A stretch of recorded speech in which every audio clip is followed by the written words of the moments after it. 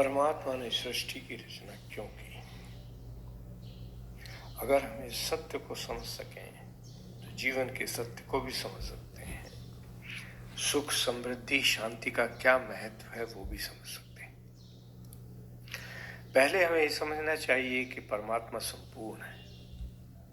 सृष्टि की उत्पत्ति से पहले भी परमात्मा था, सृष्टि की उत्पत्ति के समय भी परमात्मा था, सृष्टि के जीवन में भी परमात्मा था और सृष्टि के अंत में भी परमात्मा होगा। इस परमात्मा को आप अल्लाह कहें, गॉड कहें, वाहेगुरु कहें, किसी भी नाम से कहें, वो रचिता है, वो उसका जीवन दाता है, वो स्रोत है।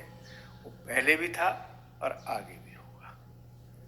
समझना हमें ये है कि उसने इसकी उत्पत्ति क्यों की। इसको समझने के लिए हमें किसी बच्चे को देखना चाहिए। बच्चा जब बैठता है रेत में या जमीन पे या कहीं भी, वो एक जगह बैठ नहीं सकता। वो कुछ करना चाहता है। वो क्या करना चाहता है उसे नहीं पता, लेकिन वो जो कर रहा है उससे उसे खुशी मिलती है, सुख मिलता है, उसको प्रसन्नता मिलती है, उसको आत्म सुख मिलता है। ये है सृष्टि की रचना का आधार। परमात्मा ने अपने रूप में सृष्टि को रचा और उस सृष्टि को खेल की तरह अपने आत्म सुख के लिए, अपने सुख के लिए उसने उसको चलाया।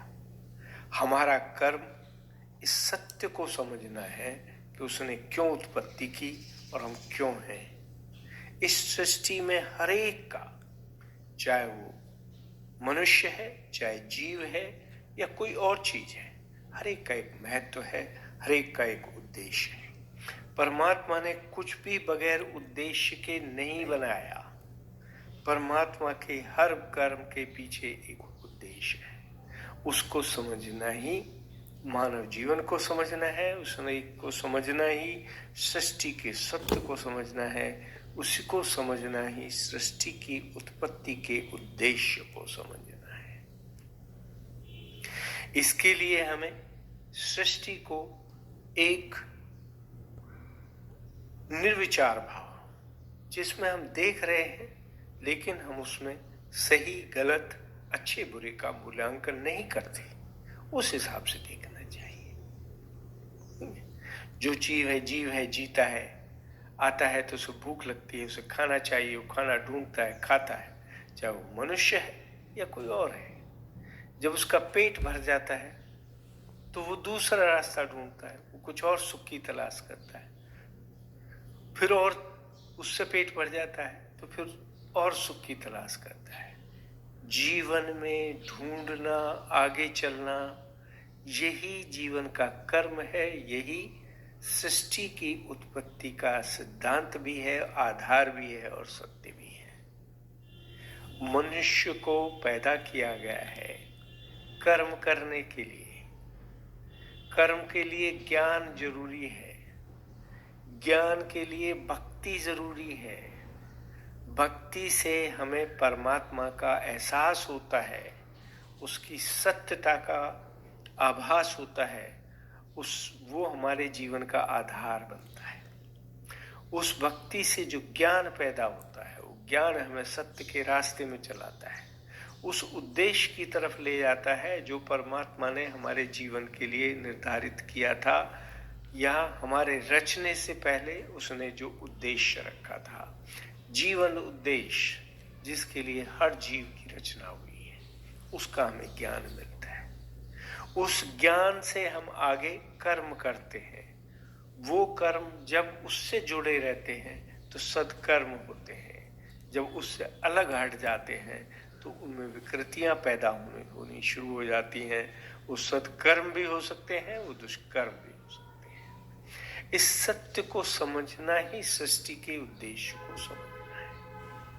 विकृति एक रोड ब्लॉक की तरह है, एक अड़चन की तरह है। आप जो जीवन चल रहे हैं वो सही है, गलत है, उसको मूल्यांकन का आधार बनाने की जरूरत है। अड़चन नहीं होगी तो आप सोचेंगे सब कुछ सही है, लेकिन जब अड़चन आती है तो आप सोचने पर मजबूर होते हैं क्या सही है क्या गलत है। और उस समय अगर आप सही का निर्धारण कर लें, सही को ढूंढ के सही के रास्ते पे चल पड़े, तो अड़चन अपने आप दूर हो जाती है। चाहे वो शरीर की बीमारी हो, चाहे वो मानसिक वेदना हो, चाहे वो धार्मिक वेदना हो, चाहे वो और जीवन की कोई वेदना हो, चाहे आध्यात्मिक वेदना हो, सब वेदनाओं का आधार जीवन को सत्य की तरफ अग्रसर कराना है। हमें बजाय इसके कि उससे दुखी हों, बजाय इसके कि हम ये सोचें ये जीवन में क्यों हमारे अड़चन आ गई, क्यों विघ्न आ गया, क्यों ये हमारे रास्ते में एक वेदना आ गई, हम बजाय ये उससे दुखी होने के ये सोचें इसका कारण क्या है, उस कारण को समझ के उस कारण को दूर करने की कोशिश करें, तो जीवन का उद्देश्य पूरा होगा, सत्य का रास्ता मिलेगा और सच्चे ज्ञान का प्रकाश मिलेगा। भक्ति ज्ञान में प्रकाश का रास्ता है, ज्ञान सच्चे कर्म का रास्ता है, कर्म सत्य को प्राप्त करने का रास्ता है। भक्ति, ज्ञान, कर्म, सत्य सब एक दूसरे से जुड़े हुए हैं। इनको हम उसी समय समझ सकते हैं जब हम परमात्मा को समझें, अपनी आत्मा को समझें। आत्मा परमात्मा से मिलने का रास्ता है। इस शरीर को आत्मा चलाती है और आत्मा को परमात्मा चलाता है। दोनों ही हमारे जीवन के आधार है, यही सृष्टि के रचने का आधार है। हमें सत्य को समझना चाहिए, हमें भक्ति करनी चाहिए, लेकिन अंधभक्ति नहीं।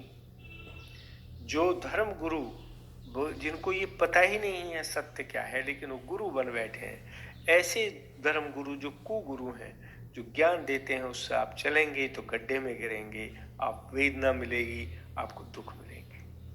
लेकिन सदगुरु, वो गुरु जो सत्य को समझता है, परमात्मा को समझता है, भक्ति को समझता है, ज्ञान को समझता है, कर्म को समझता है, सत्य को समझता है, उसके दिखाए रास्ते से जब हम आगे बढ़ेंगे तो हमें जीवन में सृष्टि के उद्देश्यों को पूरा करने के लिए रास्ता मिलेगा।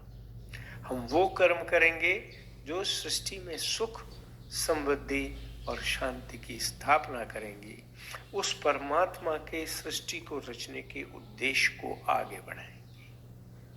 हमको इसको एक खेल की तरह देखें। खेल को अगर हम धर्म से और नियमों से करेंगे तो हमारी शक्ति हमें विजय की तरफ ले जाती है।